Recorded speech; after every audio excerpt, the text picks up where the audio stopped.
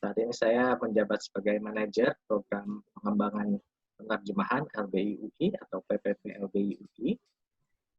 Dan dalam seri Bincang Santai Bersama Penerjemah ini, saya akan menjadi moderator. Dan hari ini topik kita adalah berbagi pengalaman bersama seorang juru bahasa muda. Jadi dari 2 sesi kemarin kita lihat cukup besar ya antusiasme para peserta turut serta dalam diskusi, terlihat dari banyaknya pertanyaan yang masuk di fitur Q&A. Jadi kalau Anda melihat di user interface Zoom Anda, itu ada fitur Q&A selain chat. Okay. Dan saya mohon maaf apabila pertanyaan-pertanyaan baik yang kemarin dan mungkin nanti hari ini ada beberapa yang belum bisa terjawab karena memang ada keterbatasan waktu. Tapi semoga nanti pertanyaan-pertanyaan yang cukup penting bisa ditanyakan dan dijawab, terutama nanti yang akan kami prioritaskan adalah pertanyaan yang berhubungan langsung dengan topik kita, berbagi pengalaman bersama juru bahasa muda. Baik, mungkin sebagian teman-teman yang bergabung di sesi ini sudah bekerja sebagai juru bahasa, namun bagi teman-teman mungkin sebagian juga ada yang baru terjun di bidang ini. Mungkin juga bisa sedikit dijelaskan bedanya juru bahasa dan penerjemah, baik dari segi praktik dan keahlian yang diperlukan mungkin nanti ya. Jadi telah bergabung dengan kita di sini, narasumber kita hari ini, seorang juru bahasa muda dengan sertifikasi sebagai Professional English Indonesian Interpreter dari NAATI atau The National Accreditation Authority for Translators and Interpreters Australia. Mbak Titis Pratiwi. Apa kabar Mbak Titis? Baik, saya panggilnya Bapak Dika ya. Baik Bapak Dika. Terserah Mbak Titis. Jadi Mbak Titis ini sekarang lokasinya berarti di... Saya sekarang lokasinya di Melbourne, Australia. Di sini saya praktek sebagai interpreter dan penerjemah. Oke, jadi di sana sudah sore ya, Pak Titis ya? Iya, sekarang jam 5 sore. Dan sudah gelap. Oke, baik. Sebelum kita lanjut ke sesi berbagi pengalaman bersama Mbak Titis, izinkan saya membaca sedikit mengenai profil singkat beliau. Jadi Mbak Titis ini merupakan lulusan Sastra Inggris UI tahun 2012 dan setelah lulus sempat bekerja sebagai penerjemah dan juru bahasa untuk berbagai acara resmi, baik yang bersifat nasional, di tingkat nasional maupun di tingkat internasional. Termasuk di dalamnya acara-acara yang diadakan oleh berbagai institusi pemerintah, masuk kementerian, dan institusi-institusi pendidikan, dan juga Bank Dunia. Kemudian Pak Titis juga setelah itu memutuskan untuk bekerja di McKinsey Company, di mana salah satu job desk-nya adalah melakukan penerjemahan dan juga penjuru bahasaan. Dan pada masa-masa ini, Mbak Titis juga memutuskan untuk mengasah kemampuan penjuru bahasaannya dengan mengikuti kursus penjuru bahasaan di LBI UI. Setelah itu, pada tahun 2014, Mbak Titis melanjutkan studinya di RMIT University Australia, dan pada tahun 2016 Mbak Titis mendapatkan gelar Master of Translation and Interpreting dari RMIT University, di mana pada tahun itu juga beliau mendapatkan sertifikasi oleh NAATI Australia sebagai penerjemah dan juru bahasa profesional. Baik, seperti yang sudah dibilang tadi, saat ini beliau menetap di negara bagian Victoria, Australia, dan bekerja sebagai penerjemah dan juga juru bahasa. Dan beliau ini juga sempat diminta bantuan untuk berbagi ilmu di bidang penerjemahan dan juru bahasa di dua universitas yang terkenal di Australia, Monash University dan University of Melbourne. Baik, luar biasa sekali Mbak Titis ya, masih begitu muda namun pengalamannya sudah cukup banyak ini ya. Nah, nanti pengalaman-pengalaman tersebut ini baik sebagai juru bahasa di dalam negeri dan juga di luar negeri akan dibahas lebih lanjut oleh Mbak Titis. Jadi waktu dan tempat saya persilahkan kepada Mbak Titis. Nanti kalau ada pertanyaan, silahkan dituliskan dalam fitur Q&A. Dan nanti akan kita bahas setelah Mbak Titis berbagi pengalaman. Silahkan Mbak Titis. Sip. Sebelum saya mulai, saya ingin tanya aja ke para peserta, apakah suara saya cukup jelas terdengar? Karena tadi di bagian chat ada yang bilang bahwa suaranya Pak Andika kecil. Jelas ya dari Pak Kevin. Oke, sip. Terima kasih. Wah, langsung jelas. Mantap. Jadi pertama-tama saya mau menjelaskan tentang perbedaan mendasar dari penerjemah dan juru bahasa. Bahasa Inggrisnya penerjemah translator, juru bahasa interpreter. Perbedaannya simple, kalau juru bahasa berarti yang diterjemahkan adalah omongan, ngobrol, rapat. Kalau interpreter, kalau penerjemah yang diterjemahkan adalah teks. Dan skill setnya tentu jadinya jadi berbeda ya, karena kalau menerjemahkan kita bisa duduk nongkrong di rumah ngetik sambil makan, sambil nge-googling setiap kali ada yang bingung, Google dulu, cari dulu, telepon temen tanya.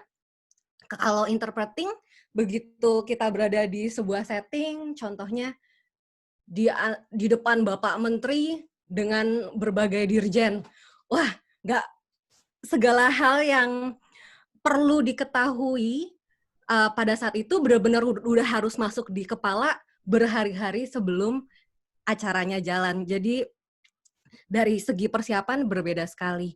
Nah, mungkin itu dulu aja tentang perbedaan kedua kerjaan itu. Saya ingin nunjukin, jadi intinya dari obrolan yang saya berikan adalah bagaimana saya dari bocah kuliahan nggak jelas, tapi akhirnya bisa kerja seperti ini. Jadi pertama-tama saya jelasin dulu tentang masa kecil dan remaja saya. Waktu saya kecil suka bahasa Inggris, suka nonton film bahasa Inggris, baca-baca bahasa Inggris. Lalu setiap kali kegiatan ekstrakurikuler selalu terkait bahasa Inggris, apakah debat, apakah pidato. Dan selama saya sekolah, setiap tahun pasti selalu saja ada kegiatan yang saya ikuti yang terkait bahasa Inggris, karena emang sukanya itu. Lalu berbicara bahasa Inggris, kalau ada kesempatan, ada keluarga yang dari luar negeri, saya ngobrol dengan mereka pakai bahasa Inggris. Punya teman-teman, zaman dulu teman-temannya MySpace, Friendster, pakai bahasa Inggris. Jadi, yang kalau saya pikir-pikir lagi, kenapa akhirnya saya jadi interpreter? Karena dari bibit-bibit karir saya sudah bisa ketahuan dari awal, emang doyan bahasa Inggris, gitu. Terus lanjut lagi, akhirnya ini ketransfer ke waktu saya memilih kuliah S1. Saat itu mau lulus SMA, nggak ngerti arah karir ke depan mau kayak apa, mikir-mikir jurusan kayaknya yang paling gampang tuh sastra Inggris, karena kayaknya kuliahnya cuman ya baca novel, nulis puisi, kayaknya asik jurusannya, seneng-seneng aja, nggak punya bayangan karir. Akhirnya saya memilih sastra Inggris. Tapi oh, tapi selanjutnya, ini untuk teman-teman yang belum menjadi interpreter dan tertarik untuk menjadi interpreter, eee, kalau kuliahnya bahasa Inggris, selalu nggak tahu gimana pasti ada aja kerjaan terjemahan amatiran. Biasanya apakah teman butuh diterjemahkan jurnal atau dosen butuh terjemahan, pasti ada aja. Dan biasanya kerjaannya ya kerjaan abal-abal, aspal yang murah sekali. Waktu itu saya tahun 2009 gitu. Tahun 2009 kerjaan terjemahan pertama saya 10.000 per halaman, Rp10.000 per halaman. Dan tentunya hasilnya hancur banget. Tapi itulah arah progres karir sebagai penerjemah garis miring juru bahasa adalah dari job-job kecil itu. Terus selanjutnya, selama saya kuliah S1, lagi-lagi kegiatan di luar kampus saya selalu yang berkaitan dengan bahasa. Karena sekolah saya itu FIB, Fakultas Ilmu Pengetahuan Budaya, banyak event-event mahasiswa yang berbudaya-budaya, urusan dengan orang-orang asing banyak. Setiap kali ada urusan dari teman-teman panitia butuh bertemu dengan pihak asing, mereka butuh interpreter, akhirnya saya terus yang turun. Akhirnya kalau saya, kenapa Kak? Udah mulai dari kuliah ini ya, bibit. Jadi ini waktu S1 semuanya. Bahasa. Terus akhirnya jatuhnya ketika saya mau lulus S1, saya nggak cari kerjaan, tapi kerjaan interpreter yang datang ke saya, karena saya sudah dikenal sama teman-teman bahwa kalau ada urusan sama orang asing, pasti Titis yang menerjemahkan, yang interpreter menjuru bahasakan. Akhirnya jadinya ketika ada teman yang butuh interpreter, dan ada bukaan pekerjaan interpreting, akhirnya saya yang diajak, dan juga teman saya itu membantu saya selama proses pendaftaran untuk pekerjaan interpreting tersebut. Jadi itu pekerjaannya adalah menjadi interpreter in-house di sebuah organisasi. Akhirnya saya pikir-pikir lagi, memang lagi-lagi progres karirnya itu sejalan dengan apa yang terjadi di kehidupan saya, yaitu saya banyak sekali kegiatan di luar kampus. Jadi untuk teman-teman yang mau S1, yang sedang S1 bahasa, harus cari kegiatan yang berkontak dengan pihak asing menggunakan bahasa Inggris. Nanti itu akan menjadi semacam snowball effect dan akhirnya akan ada aja gitu kerjaan menjadi interpreting. Nah, ini saya mau melempar sebuah skenario. Saya ingin tanya ke audiens, apa yang akan Anda lakukan bila Anda menghadapi situasi ini? Jadi waktu itu saya jadi in-house interpreter, saya tidak punya training sama sekali, tidak punya sertifikasi, tidak punya pendidikan untuk interpreting, saya hanya punya ijazah lulus kuliah sastra Inggris.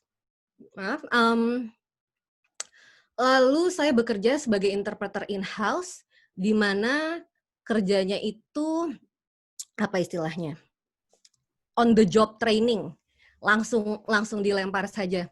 Nah, ketika itu saya hari pertama kerja, dimasukkan ke sebuah rapat, yang saya nggak tahu isi rapatnya apa. Saya cuma tahu bahwa lokasinya di sini, dengan institusi itu, hadir peserta dari sini, pembicaranya adalah A, B, dan C, tapi saya nggak tahu isi persisnya, pembicaranya apa, argumentasi tiap orang apa, konteks masalahnya apa, sehingga saya nggak punya waktu untuk, bukan nggak punya waktu, maaf, saya nggak riset sebelumnya. ini apa? Akhirnya saya masuk ke sebuah seminar, 80 peserta, pembicaranya bapak-bapak pejabat tinggi, dan kasusnya kritis buat masa depan negara. Terus yang terjadi adalah, jadi itu kan seminar 80 peserta, satu ruang hall besar, dan terjadilah breakout session di mana para peserta itu dibagi menjadi meja-meja tersendiri, satu meja 10 orang begitu. Lalu seharusnya di meja-meja tersebut mereka ngobrol sendiri. Tapi Anda bayangkan bila itu sebuah hall besar, lalu dibagi menjadi 8-10 meja bundar, dan meja-meja tersebut harus berdiskusi, suaranya, semua orang ngomong ya, berarti dalam satu hall besar itu semua orang ngomong. Lalu, mejanya saya, jadi dari 8 meja itu, 8-10 meja itu, setiap meja ada satu interpreter. Di meja saya pembicaranya usianya sangat lanjut, jadi suaranya itu sudah bergetar, suaranya kecil. Dia membaca teks protokoler sehingga orang kalau membaca teks itu kan cepat gitu. Kalau kayak katakan orang membaca teks Pancasila 1, 2, 3, nggak ada alunan obrolannya di dalam pembicaraannya. Dia membaca teks, menunduk, dan suaranya lirih sekali seperti berbisik pada diri sendiri. Dan saat itu, peserta di meja itu, mereka pakai alat interpreting tour guide yang seperti walkie-talkie. Lalu ada juga peserta-peserta asingnya. Lalu, maaf? Di satu meja itu ada di dalam satu orang asing juga ya? Iya. Lah, pertanyaan yang saya ingin lempar ke audiens, kalau Anda akhirnya nggak bisa menerjemahkan apa-apa, apa yang akan Anda lakukan? Itu tidak bisa menerjemahkannya karena apa? Saya tidak mendengar atau karena apa? Karena semuanya. Karena tidak tahu isi rapat, karena ruangan tidak kondusif, karena pembicaranya baca teks protokoler, usia sangat lanjut, menunduk, berbisik pada diri sendiri. Sebagai interpreter, karena pakai alat interpreting tour guide, jadi mendengarkan si pembicara dari earphone, tapi kupingnya juga mendengarkan suara keseluruhan ruangan. Oke. Baik, bagi para peserta, silahkan. Mungkin ada yang mau berbagi pengalaman, sudah ada beberapa yang mencoba menjawab. Tapi silahkan kalau ada yang mau menambahkan, kira-kira kalau dalam situasi seperti itu, apakah saya akan diam saja, atau mungkin ada yang langsung kabur, atau minta izin ke toilet, atau apa ya? Oke, kita lihat ya. Satu. Oke, cukup untuk dibacakan, Kak. Udah cukup banyak. Oke, baik. Kita lihat kalau ada yang bilang kalau dari pengalaman saya akan memposisikan diri saya mendekat ke pembicara, apalagi situasi peserta ada di meja bundar. Oke. Ada juga yang bilang meminta pembicara untuk membacakan ulang yang tadi dia bacakan tapi saya tidak dengar mungkin ya, atau kurang mengerti. Oke. Ada yang langsung pasrah, saya kayaknya mati gaya. Oke. Dan stres. Oke. Ada yang pinjam teks protokolernya dan kemudian membaca sambil interpreting. Oke, kalau di kita itu biasa disebut side translation ya. Iya. Menginterupsi dan meminta kejelasan. Oke. Mungkin kira-kira itu garis besarnya ya. Ada juga yang stres sendiri, kemudian ada juga yang minta teksnya, oke, dan ada juga yang meminta diulang atau mendekati pembicara. Baik. Iya. Jadi semua yang dijawab oleh peserta betul-betul sah-sah saja. Memang harusnya seperti itu.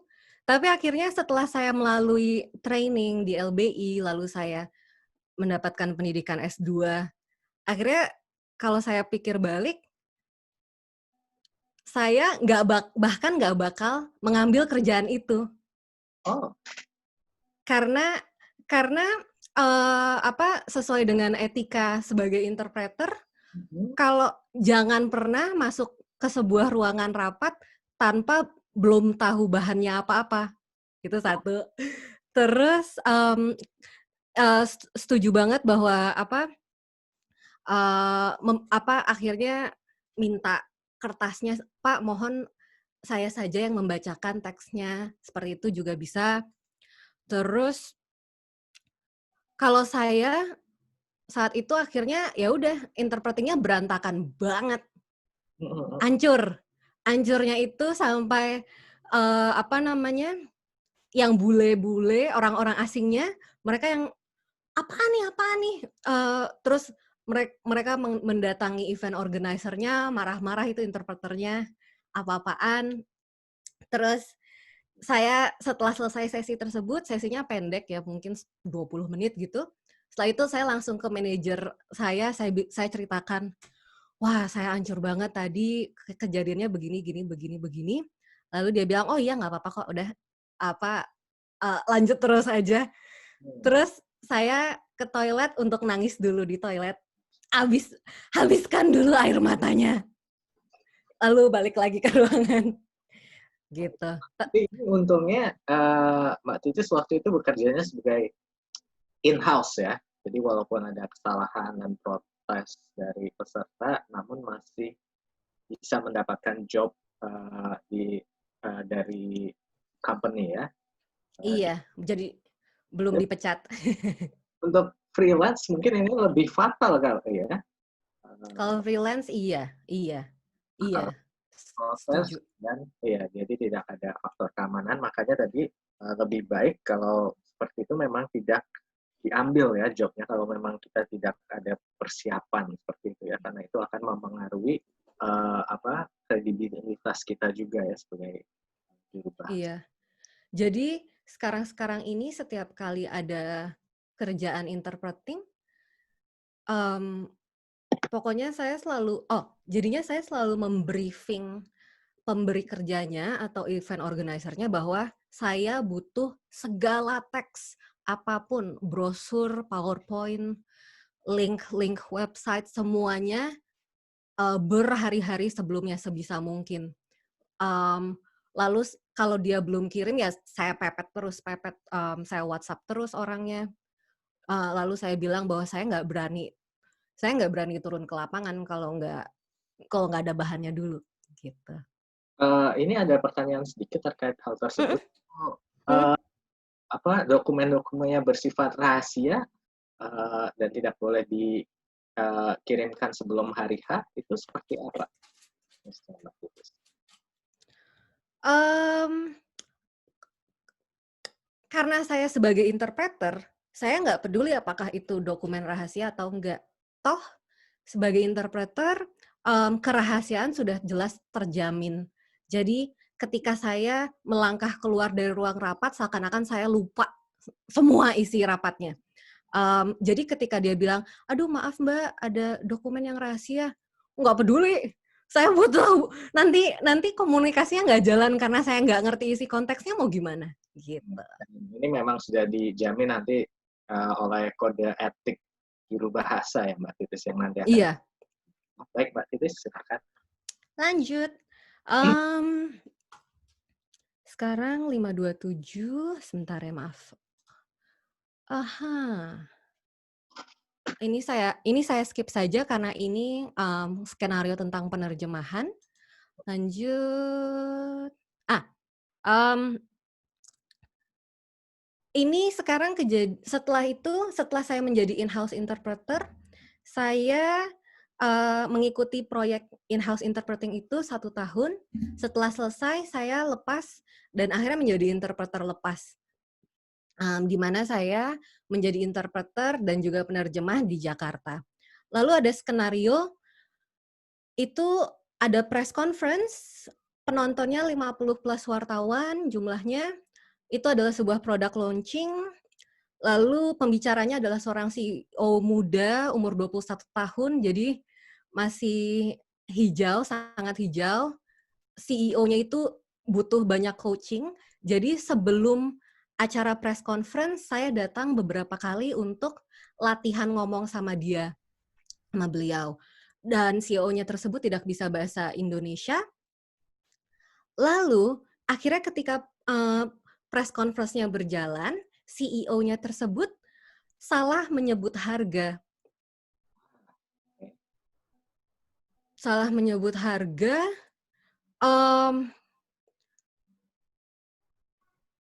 kalau CEO-nya salah menyebut harga, saya mau tanya ke audiens lagi, sebaiknya saya menerjemahkan harga yang salah itu atau ke harga yang benar yang saya tahu? Karena saya sebelumnya sudah di-coaching banyak-banyak tentang harganya. Mau tanya ke audiens lagi. Oh, kesalahan dari pembicara ya, apakah kita sebagai interpreter yang tahu informasi yang benar untuk memperbaiki kesalahan tersebut atau dengan setia menerjemahkan apa yang diucapkan ya. Oke, jadi ada yang bilang harga yang benar, ada juga yang menanyakan atau mengkonfirmasi ke pembicara. Oke. Koreksi yang benar, reconfirm, ada yang interupsi. Oke. Ada juga yang tetap menyampaikan yang disampaikan. Baik. Oke, jadi pastinya paling banyak ini bilang antara konfirmasi ke CEO atau menyebutkan harga yang benar. Nah, kalau menurut Pak? Pada saat itu yang saya lakukan adalah ikut aja apa yang dia sebut salah, ya saya sebut salah. Tapi akhirnya jadinya salah satu direktur seniornya interupsi, ambil mic-nya, terus menyalahkan interpreter. Dia bilang, wah ini interpreternya lost in translation, bapak-bapak dan ibu-ibu mohon maaf. Gitu. Terus saya kayak, hah, bukan saya yang salah. Dalam hati ya, dalam hati seperti itu. Terus yang terjadi adalah saya sakit hati banget, kurang ajar itu. Padahal saya yang salah adalah si CEO-nya. Akhirnya saya kirim email ke orang-orang yang terkait, CEO-nya, event organizer-nya, untuk bilang bahwa ini bukan kesalahan saya, gitu, tapi nggak ada yang balas. Ya udah selesai begitu saja gitu. Kalau setelah akhirnya saya melalui training lagi, melalui pendidikan, kalau saya pikir-pikir ulang, memang paling cocok ya konfirmasi saat itu juga, tepuk pundaknya si pembicara, maaf saya mau konfirmasi dulu, tadi Anda salah sebut, bisa tolong diulangi lagi, seperti itu. Jadi itu boleh dilakukan ya? Boleh banget. Jadi hal yang paling saya kayak baru ngeh setelah akhirnya melalui pendidikan dan training adalah karena interpreternya itu adalah ujung tanduk dari komunikasinya, jadi pada saat di ruang interpreter, itu interpreternya berhak untuk memposisikan diri sebagai wasit atau sebagai sutradara dari rapat ini. Sedangkan dari saya mulai menjadi interpreter sampai sebelum akhirnya mendapatkan pendidikan dan training, saya pikir ya interpreter ya si bocah kecil yang ngebantuin gitu. Mau dimarah-marahin, ya udah nurut, manut, dikasih kondisi ruangan yang tidak suportif, ya udah pokoknya ikutin gitu. Tapi ternyata enggak, ternyata sekarang ya saya interpreter, saya berhak bisa melihat wajah-wajah semua pembicara. Saya jangan ditaruh di belakang, sehingga cuman melihat punggungnya para pembicara, harus berani ngomong langsung. Gitu. Baik, jadi nggak boleh merasa kalau saya di sini itu cuma pembantu seperti itu ya, Mbak Titis ya. Jadi ini sebagai seorang profesional yang di-hire untuk membantu Anda ya. Jadi Anda juga menyediakan fasilitas yang saya butuhkan agar saya dapat membantu Anda. Oke, La- baik. Lanjut. Uts. Akhirnya saya nyadar, wah, dengan begitu banyaknya kesulitan, kesalahan, itu saya perlu training.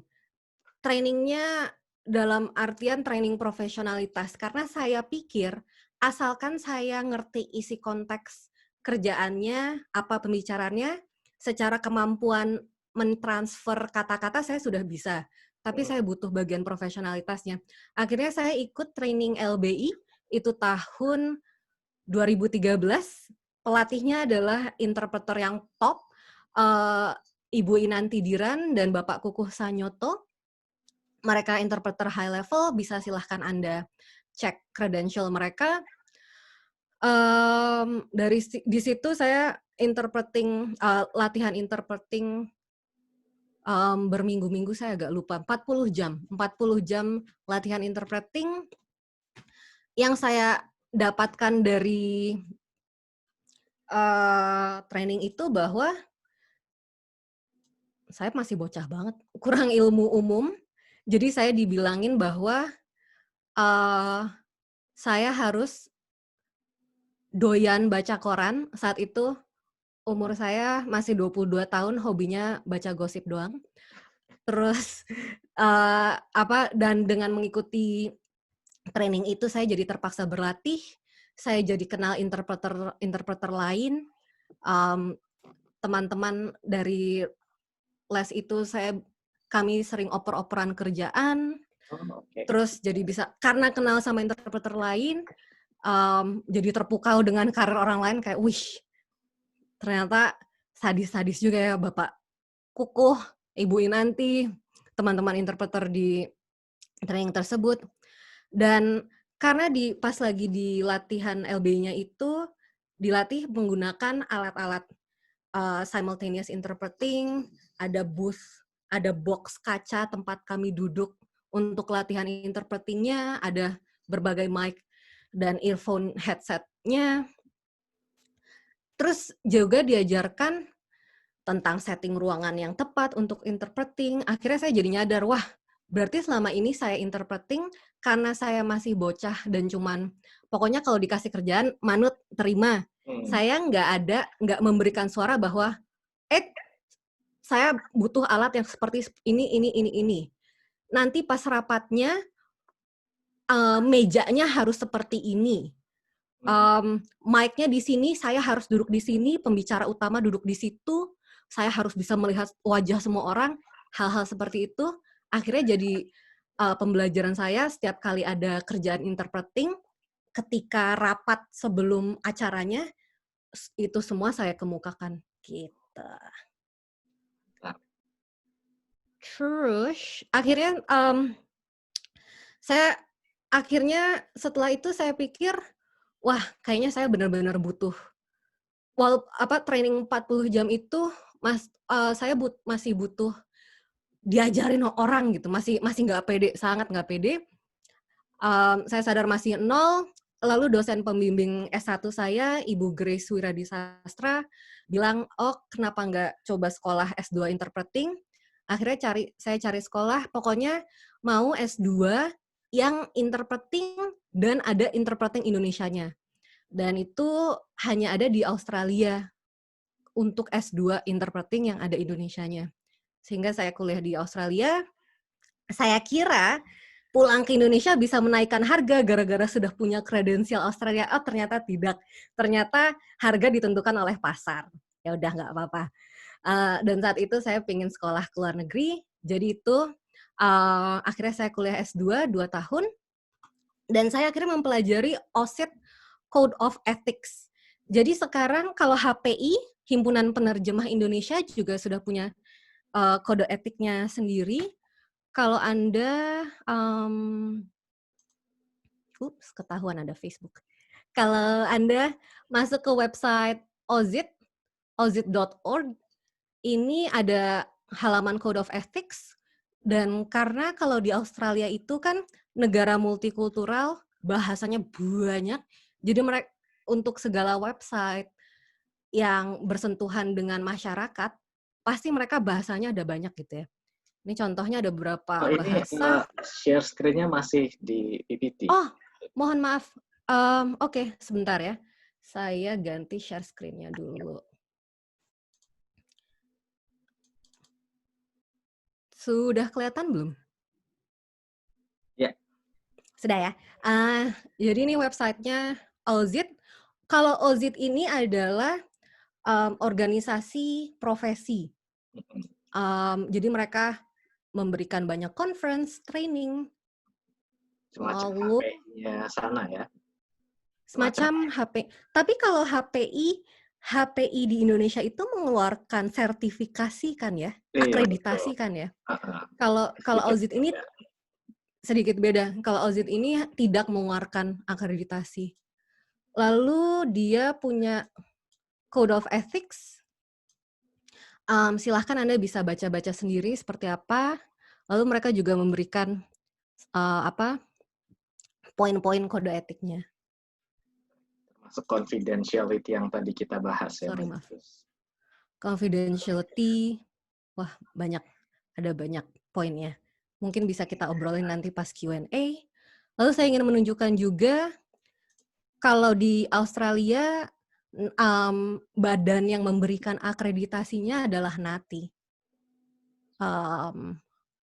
Dan sebentar,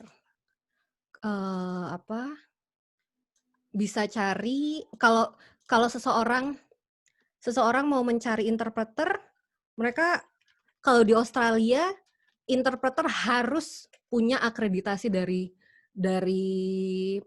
NATI ini. Kalau tidak punya akreditasi nggak boleh jalan. Jadi dan karena semuanya terakreditasi, jadi harga juga nggak terlalu bisa main-main terlalu jauh naik turunnya. Di sini Anda juga bisa cari I am looking for. Katakan mau cari interpreter bahasa Indonesia juga bisa. Lalu nanti mereka akan menunjukkan daftarnya. Seperti itu. Jadi satu lagi organisasi yang mau saya tunjukkan adalah, jadi kan ada AUSIT, organisasi profesi, lalu NATI, badan akreditasinya. Selanjutnya ada lagi namanya Professionals Australia. Professionals Australia itu adalah serikat pekerja. Jadi para interpreter bergabung, lalu selalu ngobrol dan mengusahakan agar harga per jamnya interpreter itu sesuai dengan kebutuhan dan sebagainya dan sebagainya. Jadi itu 3 badan yang bisa Anda lihat-lihat lagi. Jadi walaupun tadi ada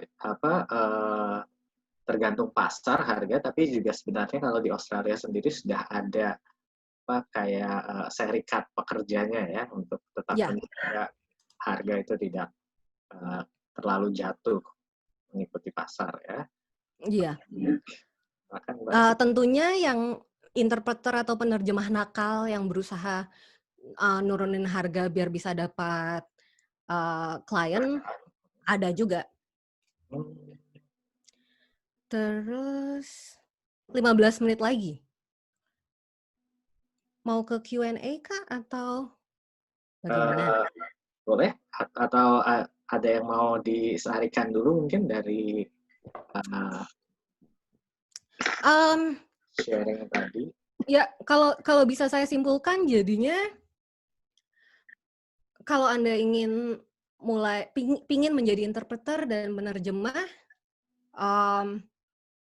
dari hal terkecil deh, membantu teman menerjemahkan status Facebook, ya. Ambil kesempatan kecil-kecil seperti itu. Nanti lama-lama akan nemu snowball effect-nya. Snowball effect ya. Baik, kita lihat di Q&A sudah ada beberapa pertanyaan, Mbak Titis. Kita lihat beberapa ya. Coba. Baik, pertama ini mungkin sangat sering dijumpai ya. Cerita dong Mbak Titis, pernah nggak memiliki pengalaman ketika jadi juru bahasa, tiba-tiba stuck, tidak tahu cara menginterpretasikannya, menjuru bahasakannya ke bahasa target. Kalau pernah, apa yang saat itu dilakukan Mbak Titis? Jadi pernah saya sebagai interpreter pengadilan di Australia menerjemahkan untuk orang Indonesia yang berperkara pidana. Jadi itu ruangan sidang. Saya duduk di dalam box untuk si tertuduhnya. Saya duduk di sebelahnya tertuduh. Lalu ketika si tertuduh berbicara kepada hakim, saya menerjemahkannya konsekutif. Jadi si tertuduhnya ngomong, terus saya ngomong satu kalimat. Jadi gonta-ganti. Tapi ketika hakim atau panitera atau jaksanya ngomong, saya harus whisper interpreting ke kupingnya si tertuduh. Nah, masalahnya adalah hakim, orang-orang pengadilan sana ngomongnya cepat banget. Ngomongnya cepat, apalagi ketika membacakan protokoler, wah, mampus. Mohon maaf. Akhirnya, dan mulut saya nggak bisa ngejar kecepatan dia ngomong, akhirnya saya kasih kesimpulannya saja. Terus, jadi kan selama interpreting selalu memegang papan jalan, terus biasanya tuh saya bawa kertas sebanyak mungkin.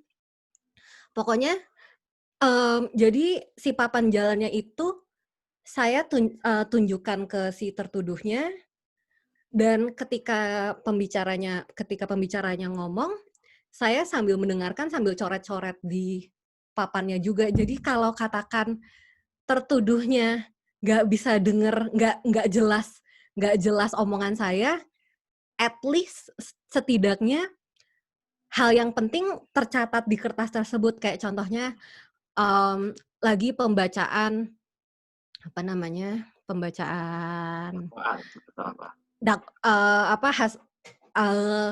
hasil sidang, kurungannya berapa minggu, berapa bulan, nggak bunga-bunga omongan hakimnya nggak bisa saya tangkap, tapi yang penting angka minggu-minggunya saya tulis itu. Gitu. Baik. Kemudian ada pertanyaan Mbak Titis. Bagaimana menyikapi pekerjaan sebagai juru bahasa di tengah suasana COVID seperti sekarang? Karena sebagai juru bahasa biasanya kan kita harus datang bertemu. Iya. Klien secara tatap muka.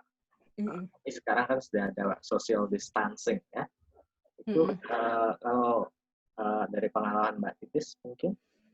Jadi ini terkait dengan slide yang ini. Apakah Kak Dika bisa lihat slide ini?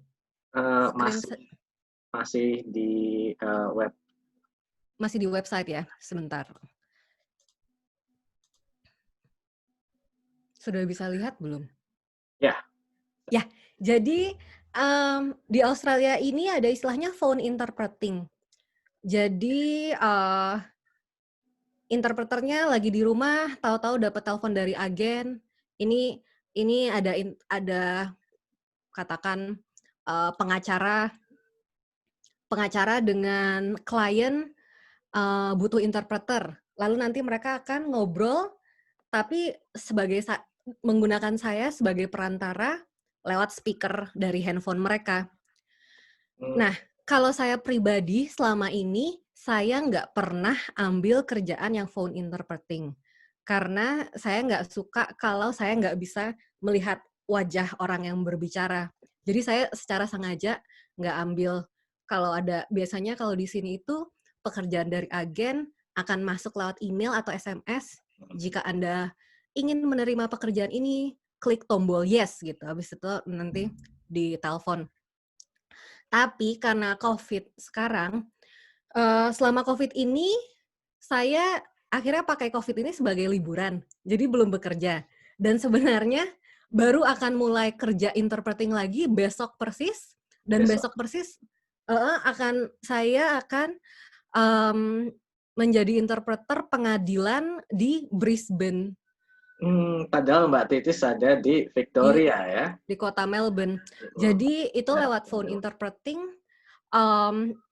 Saya nanti ya belum tahu lah nanti hasilnya bagaimana. Cuman iya, jadi kebanyakan sekarang interpreter itu phone interpreting atau video conference interpreting, dan training interpreter dari berbagai badan seperti tadi OZIT, NATI, Professionals Australia, itu mereka ngasih webinar tentang phone interpreting, video conference interpreting. Kita lihat lagi.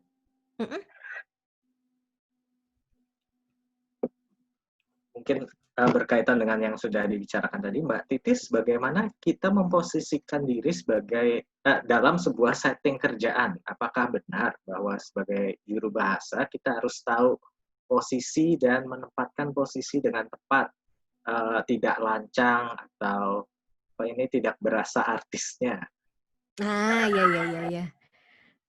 Ngerti. Kalau bagi saya, jika Anda baca dokumen kode etik HPI, dokumen kode etik dari NATI akan dijelaskan. Tapi intinya sih bagi saya akhirnya sopan. Asertif bahwa memang saya yang menjadi ujung tombak komunikasi ini, saya harus mendirect, mengarahkan para pembicara, tapi sopan aja gitu. Itu sih. Dan itu juga ada diatur dalam Code of Conduct ya, atau Code of Ethics yang di AUSIT ya. Mungkin kalau juga ada di Code. Jadi akhirnya ini mengingatkan saya bahwa terpenting itu adalah juga briefing sebelum acara. Sebelum rapatnya terjadi, saya minta ke event organizer, sebelum rapat mulai saya mau kasih sesi briefing dari interpreter. Lalu saya jelaskan bahwa saya di sini interpreter, saya tidak memihak siapa-siapa. Cara kita berkomunikasi adalah Anda katakan, contoh ya, Anda ngomong 1, 2, 3 kalimat, lalu saya terjemahkan. Anda ngomong lagi 2, 3 kalimat, saya terjemahkan. Anda silahkan jangan ngomongnya kepanjangan, gitu. Jadi briefingnya itu agar mengkondisikan si para pembicara bahwa sadarilah bahwa Anda bukan ngobrol biasa, Anda ngobrol lewat interpreter. Ya. Karena tadi kebetulan juga ada yang tanya, boleh nggak sih minta pembicara itu bicaranya pelan-pelan? Jadi boleh banget. Sampaikan saat briefing tadi ya, briefing cara dimulai. Itu biasanya berapa menit sebelumnya, Mbak Titis? Benar-benar tergantung keadaan. Katakan contoh, mungkin screening film. Lalu setelah screening film ada Q&A, wawancara tanya jawab dengan penonton.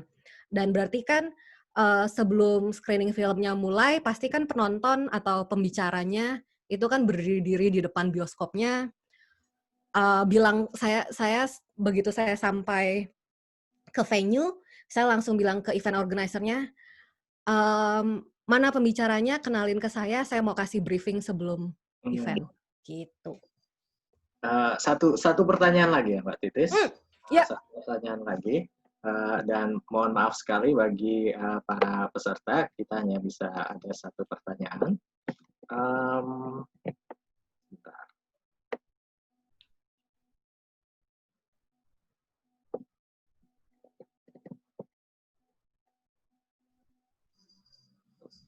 Maaf sebentar, tadi ada di web chat, tapi sayang sekali sudah tertutup ke atas, jadi kita lihat dari question and answer. Mbak Titis, jadi interpreter itu lebih baik ahli dalam satu bidang, misal ekonomi atau kedokteran, atau akan baik-baik saja hanya dengan kemampuan bahasa tertentu, contoh bahasa Inggris. Kalau mengenai kemampuan bahasa dulu ya, bukan kemampuan bidang. Kalau ngomongin tentang kemampuan bahasa, untuk pasar Indonesia, bahasa Indonesia, saya rasa cukup kalau katakan cuman bisa bahasa Indonesia dan bahasa Inggris. Karena pasarnya untuk Indonesia, kebutuhan interpreting akan selalu ada. Karena banyaknya organisasi pemerintah, kerjasama internasional, itu nggak bakal putus. Kalau mengenai bidang, itu benar-benar tergantung jalannya karir. Katakan kita kan nggak tahu, saya sebagai interpreter itu nggak tahu minggu depan kerjaan saya dari mana. Apakah urusannya itu kunjungan NGO asing ke rumah sakit, atau kunjungan ke fracking minyak gitu, nggak tahu. Nah, ketika nanti sudah berkarir 10 tahun, 15 tahun, akhirnya bisa sombong, aku cuma mau ambil yang dari oiling, gitu. Mangga aja, karena toh sudah punya wealth of knowledge-nya, sudah punya repertoarnya. Gitu. Jadi awal-awal juga sekalian mengeksplor saya ini minat dan bakatnya di bidang yang mana ya. Nanti kalau Iya, sudah nemu, nggak bisa pilih-pilih. untuk yang awal-awal ya. Nanti kalau sudah karirnya sudah cukup menanjak, baru kita mulai ada spesialisasinya ya. Baik, Iya. terima kasih Mbak Titis. Jadi tadi kebetulan juga ada pertanyaan mengenai kursus yang tadi Mbak Titis sebutkan. Jadi untuk pertanyaan tersebut akan saya jawab. Jadi ya, LBI UI menyediakan kursus penjuru bahasaan yang mulai dari term ini akan diadakan secara online. Jadi bagi teman-teman yang berada di luar daerah Jabodetabek atau tadi mungkin yang dari luar negeri juga sekarang sudah bisa mendaftar di kursus penjuru bahasaan LBI UI. Ini terbagi menjadi 3 level, yaitu novice, para profesional, dan profesional.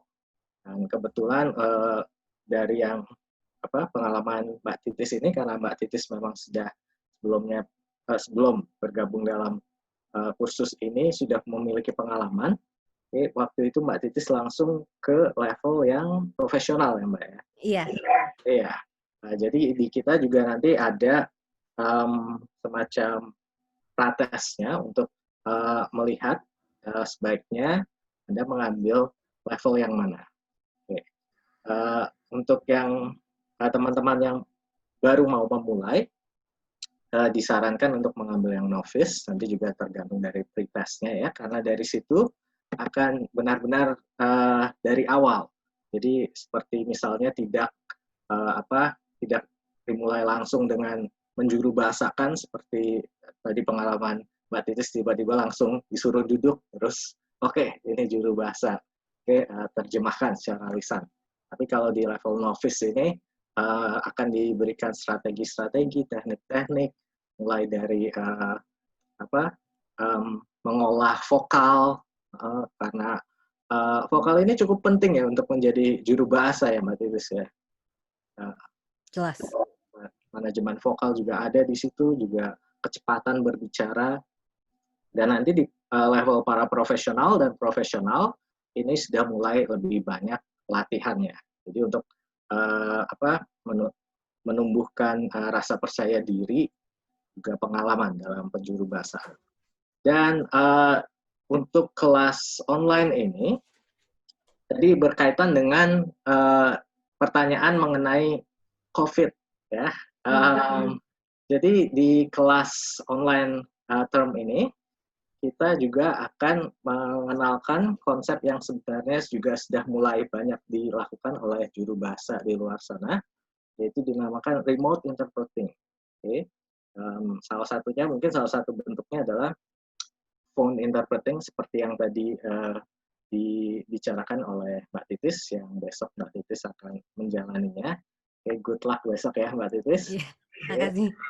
Kemudian juga melalui aplikasi seperti Zoom atau Google Talk, video conference tadi.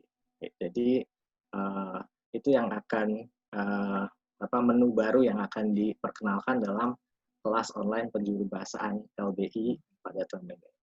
Oke, untuk harga dan biaya silahkan dilihat di screen saat ini.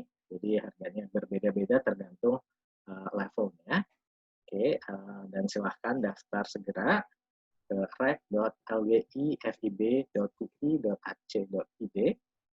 Pengajarnya adalah pengajarnya Mbak Titis tadi, Ibu Inanti, yang merupakan salah satu co-founder dari Asosiasi Penerjemah Juru Bahasa Konferensi Indonesia. Oke. Baik.